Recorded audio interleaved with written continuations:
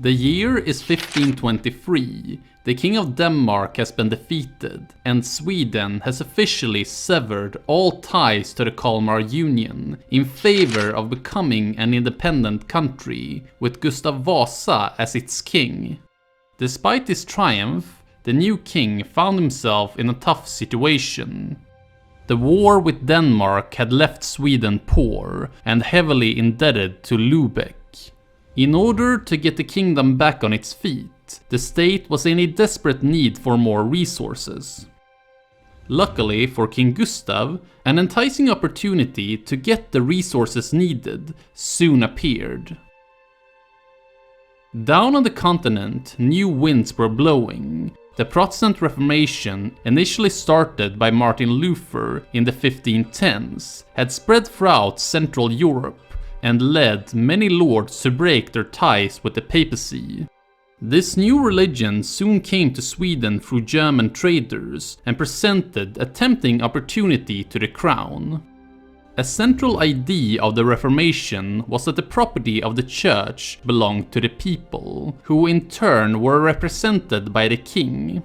Capitalizing on this idea, the crown gradually started to seize the church properties and used it to pay back the interests, as well as strengthen the crown's power.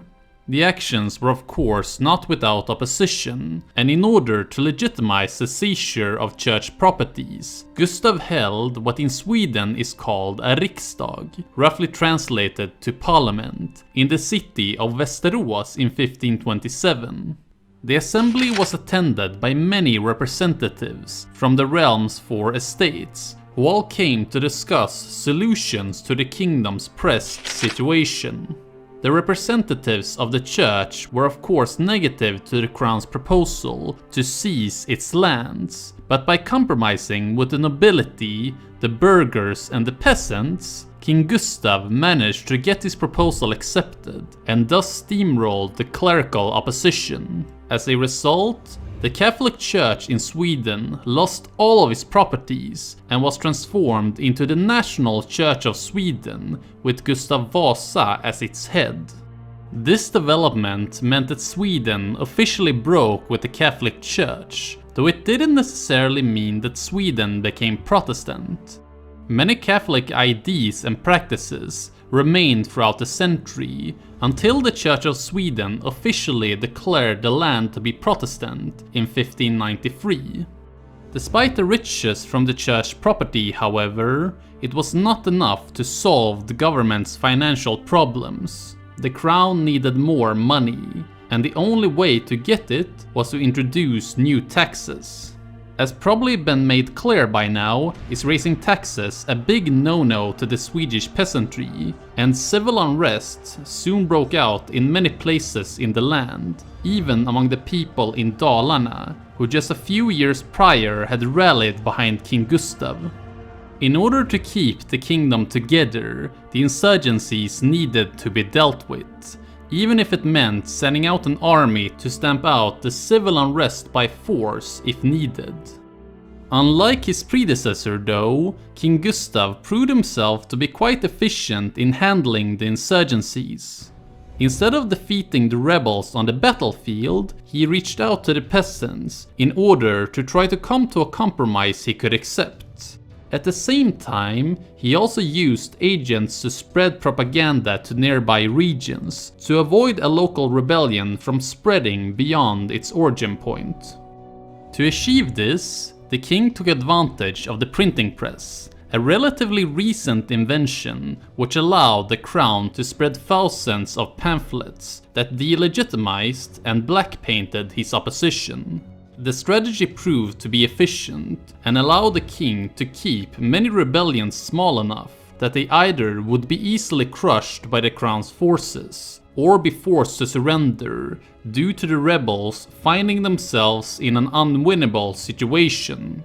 One rebellion, however, would become too much for the crown's propaganda machine to handle. In the region of Småland, the peasantry were angry with the new taxes, as well as the increased governmental control that came with it. In the Middle Ages, the people of Småland, like most other regions, had for the most part governed themselves, while paying taxes to the church and the crown. During the reign of Gustav Vasa, this would come to change, as the fingers of the state began to dig deep into the common folk's daily life, making changes to old religious practices, as well as introducing new regulations like the prohibition against hunting large animals, and the prohibition against cutting down oak trees that the state could use to build warships. Needless to say, many peasants in Småland wanted none of this, and in the summer of 1542, a rebellion broke out, led by a farmer named Nils Dacke. King Gustav applied his usual strategy of spreading information that black-painted the rebels to villages all over the region. The attempt to delegitimize the rebels would be in vain, for Dacke and his supporters knew the fastest way to travel in Småland and could spread their message of rebellion before the king's propaganda had the time to arrive. Unable to contain the uprising, the crown raised an army of Swedish knights and German mercenaries to crush the rebellion by force. The peasantry in Småland, however, knew how to fight back. Armed with crossbows and a superior knowledge of the region, the rebels avoided open battle in favor of conducting guerrilla tactics in the forest. The rebellion initially went well, until Nils Dacke got injured by a musket shot in 1543 and became unable to lead the rebel army. Without their leader, the rebellion became disorganized and eventually were forced to accept defeat to the government in Stockholm. Nils Dacke's rebellion of 1542 would come to be one of the final peasant rebellions in Swedish history, as well as a historical dividing line, for afterwards the crown's control of Småland, as well as other regions, accelerated. The regulations grew in number and was accompanied by a growing number of royal administrators that started to replace traditional ways in which people had governed themselves. An example of the increased governmental control was when it came to law and order, an area which in the Middle Ages had been handled by local village councils that during Gustav Vasa's reign were replaced by royal bailiffs. In one sense, this development robbed the peasantry of the right to rule themselves.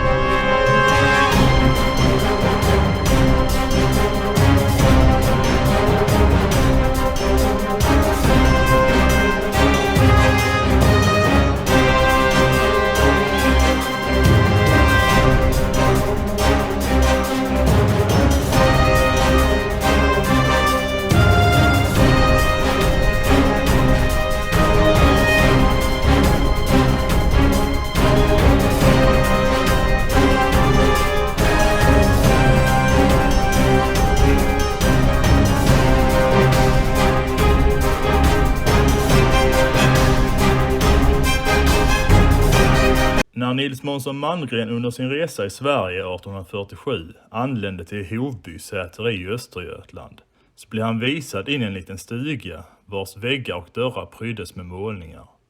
På en av väggarna fanns en mansperson målad i naturlig storlek och enligt vad det berättades bland lokalbefolkningen så skulle det föreställa ett samtida porträtt av upprorsledaren Nils Dacke som under en kortare period skulle ha bebott stugan under den så kallade Dackefejden. Mannergren målade av bilden och begav sig sedan därifrån. Då han så småningom nåddes av nyheten att stugan skulle byggas om och väggpanelen rivas ner så skrev han till ägaren och bad om att få erhålla porträttet så som en gåva till statens samlingar, vilket blev honom beviljat. Därefter skrev han detta brevet till ståthållaren på Gripsholms slott, där statens porträttsamling förvarades, och frågade om de var intresserade av att ta emot porträttet. De tackade ja till erbjudandet och Mannergren begav sig åter till Hovby för att packa in och sända iväg väggpanelen till Gripsholm.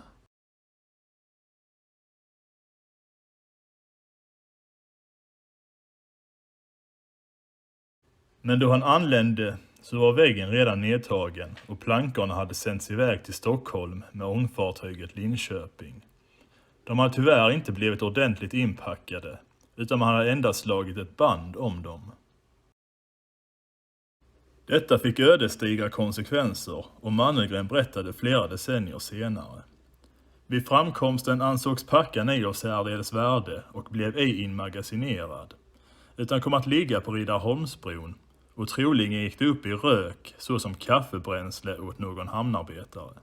Ty när riksantikvarien som av mig omedelbart fått underrättelse om dess översändande skulle efterhöra den, var den försvunnen.